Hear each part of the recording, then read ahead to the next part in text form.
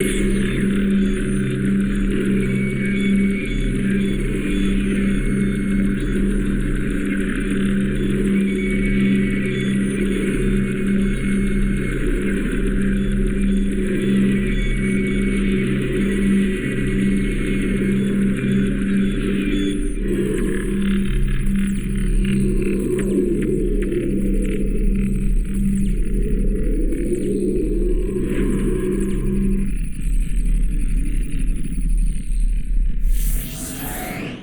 everyone, welcome to Science Lab. The science are happening because Jesus is coming.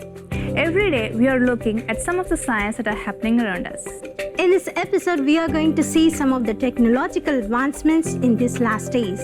When someone is injured in a futuristic sci-fi movie, there are all of these high-tech medical devices and machines helping to rebuild and heal humans. Whether it's a machine that hovers over them like a scanner, or a robotic arm that's going over a wound and printing new parts. But all of this sci-fi-like tech is being developed today. And in this, we will look at all of the ways 3D printers are making it happen. There are already 3D bioprinters that use bioinks made from human cells, which means that something biological such as bones or cartilage can be printed now. 3D printed titanium is already being used to replace human parts. And next-gen prosthetics can also be hooked up to the internet. What if a prosthetic arm could download a program to play a song on their piano, allowing humans to download new skills? And could we soon be seeing prosthetics that will give humans super strength and speed? As 3D printed parts and robotic prosthetics become more human and humans become more artificial, will we have to change the definition of what is to be human?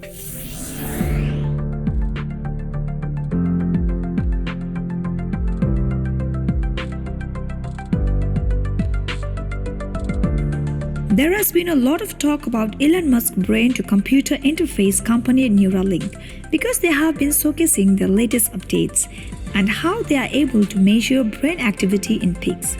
Elon Musk's goal is to solve brain and spine problems using this brain-to-computer device.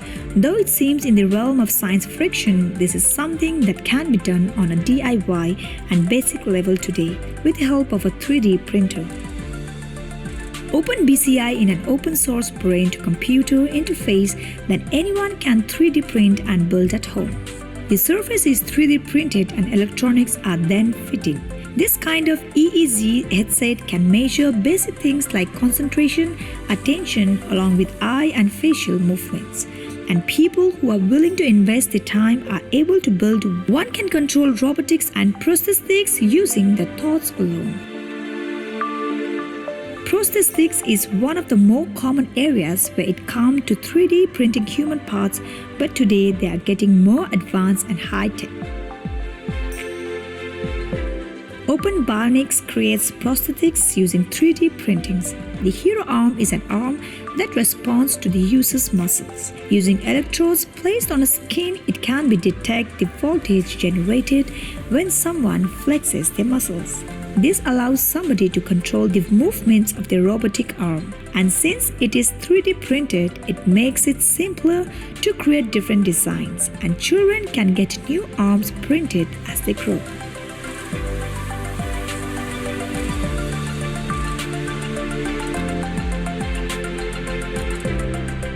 Your Bionic also 3D prints prosthetic arms similar to Open Bionics, but they also 3D print augmented arms. The company sells the materials and instructions for a user to 3D print and build their own robotic limbs and human extensions, adding to the ways humans can control robots.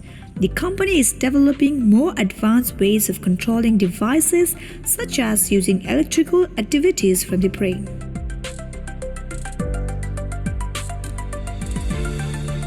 There are 3D printed arms that are open source and made available by eNables. This means that anyone across the world is able to take the measurements of a child's arm. Plug the measurements into a computer and it will adjust the size of the 3D model, making it ready to print. Volunteers are based in over 100 countries ready to work on 3D printing and assembling the 3D printed arms. The enables arm are designed for people who have a working elbow or wrist. This allows them to control the arm by bending their elbow or wrist, making the 3D printed hand open and close. Hands are the main focus within the prosthetic development because a working hand allows people to do essential tasks. A children that is missing both hands is unable to feed themselves. But by having a 3D printed hand, they can open and close by bending their elbows, lets them use a spoon to feed themselves for the first time. Naked Prosthetics has created finger prosthetics called the MPC driver that are made of 3D printed stainless steel and a nylon polymer. The prosthetics can be customized, such as adjusting number of fingers that need to be added. What about connecting 3D printed human parts to the internet to make them smarter? An Italian startup called Rejoint is building 3D printed cobalt and chrome knee replacements. Sensor-equipped headbands and socks measure how the user is loading and bending their knees. The data is sending to their surgeon, who can help improve the performance of the 3D printed knee replacement. Could we soon see prosthetics that allow humans to upgrade themselves to be better than before? We have already seen that the 3D printing and advanced materials, 3D printed parts for humans are still to reach natural levels of performance. Soon these printed parts will exceed the capabilities of natural ones, and the next generation prosthetics will give humans increased strength and speed. All about the risks that come with the natural parts, risks such as cancers or injuries. What about adding sensors to the prosthetics that can communicate with the internet? Could prosthetics download new music to play on the piano or be programmed to build things, allowing humans to download new skills? In the not too distant future, we may see people volunteering to have the limbs amputated or organs replaced with longer-lasting, more advanced versions, letting humans upgrade themselves with different paths.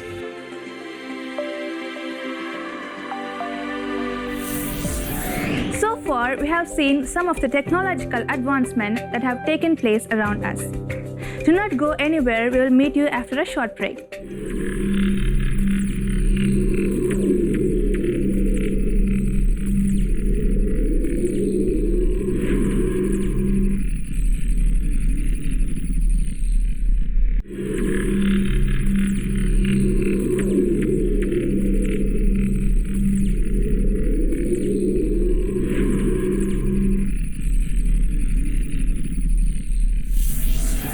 Welcome back to Science Lab. The science are happening because Lord Jesus is coming. Before the break, we saw some of the technological advancements that are taking place around us. Now, let's continue. Titanium alloys are being used when it comes to replacing or fixing human parts because they have a porous bone-like structure. This leads to the artificial titanium bone acting much more like a natural bone, which may never need replacing. There are already 3D printed titanium implants for spinal conditions, helping prevent paralysis. This can be seen from a company named Emerging Implant Technologies. Another way titanium is being used is in bone implants. Traditional bone implants, including knee and hip replacements, last for about 15 years before requiring a replacement. This is because of the screws and adhesives along with the unnatural materials that are being used. Patients around the world are just testing to get access to titanium 3D printed rib cages. If a patient has a tumor in the chest wall, it could be required that the chest wall or the ribs be removed, leaving the vital organs unprotected. The 3D printed titanium sternum and rib implants then protect the vital organs again. The replacements are made up of mixture of titanium and polymer. Polymer materials are commonly in the form of plastics, and in the case, the polymer part of the implant provides flexibility while the titanium gives the strength.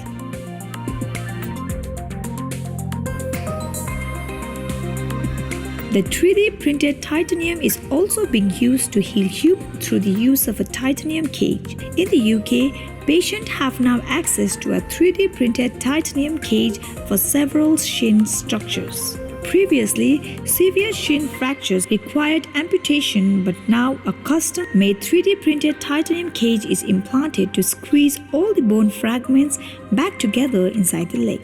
This encourages the bone to fuse together and avoids the need for amputation. The titanium cage is then kept in the body for added support. Titanium does not always have to be used to create next-gen human heading parts.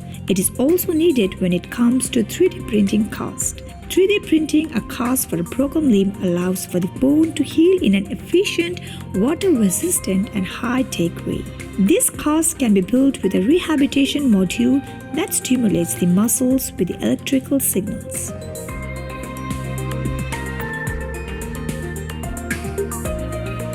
This way the muscle don't get weak while the bone is healing in the case. The case can be controlled with an app and also allow doctors to monitor the progress and manage the treatment.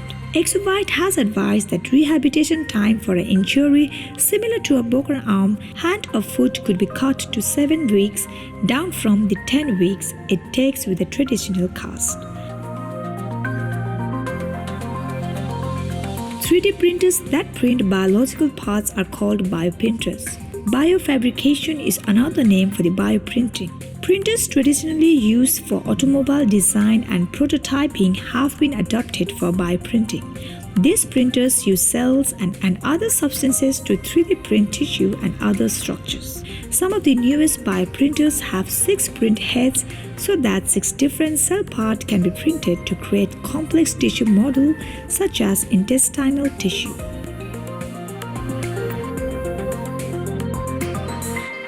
So what can these high-tech 3D bioprinters print? Scientists can 3D print structures that mimic tissues and organs which are used during clinical trials, reducing the need for using animals. Bioprinting can also be used for tissue repair. When it comes to bone tissue, bioprintings can be used for a lot of dental and jawbone reconstruction. Over 2 million people worldwide need bone grafts every day.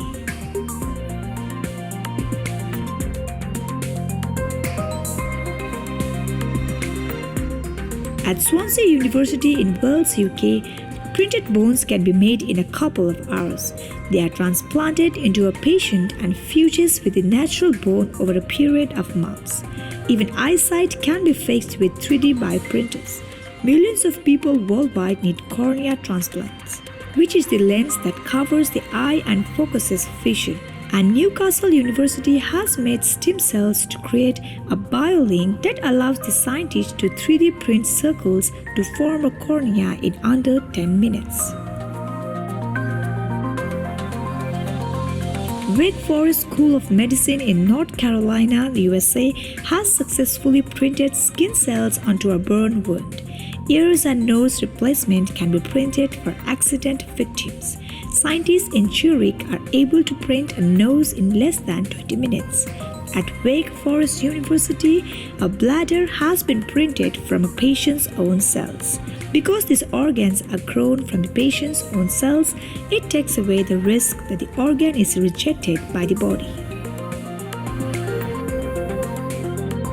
Liver patches are being printed to help patients until they can get a full liver transplant. Scientists have also successfully 3D bioprinted a thyroid gland as well as a patch of heart cells that actually beat. More complex organs like livers and kidneys are few years away to be 3D printed. And what does the future hold for our brains? Could we ever print a human brain? Researchers from Tsinghua University in Beijing, China have 3D bioprinted brain-like tissue structure with neural cells that form their own complex neural circuit that responded to external stimuli, meaning it could respond to something such as music. Think of it as a brain in a petri dish.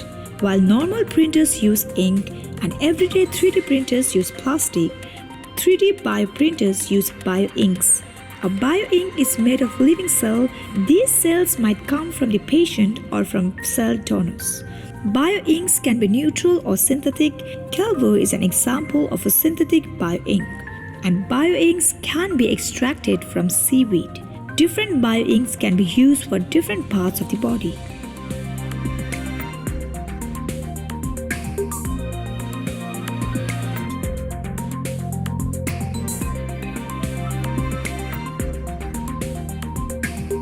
There are bioinks that helped with growing cartilage, bone growth, liver growth, muscle fiber growth, arteries, bladders, intestines, skin, lungs, and much more. There is even a bioink being developed that can be conductive, like a nerve cell conducting an electrical signal. This means that one day it will be possible to 3D print completely functional biological parts that require electrical signals to function like muscles.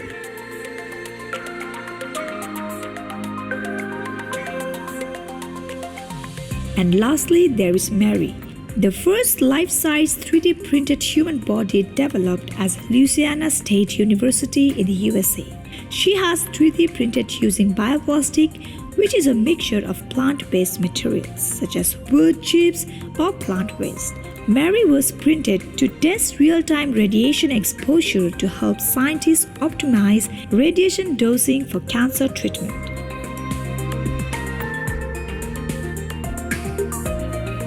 Mary is 5 foot 1 inch tall and weighed 15 pounds. She has a 36-gallon water storage capacity to mimic different body parts.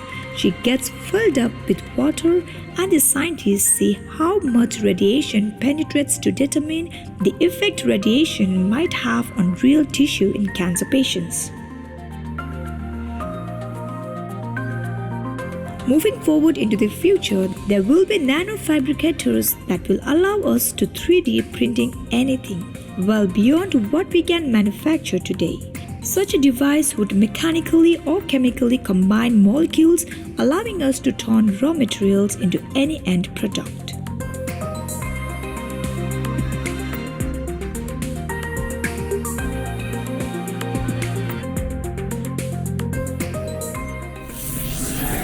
The Holy Bible says that in the last days, one world government, one world religion, and a one world leader will come and implement a global system.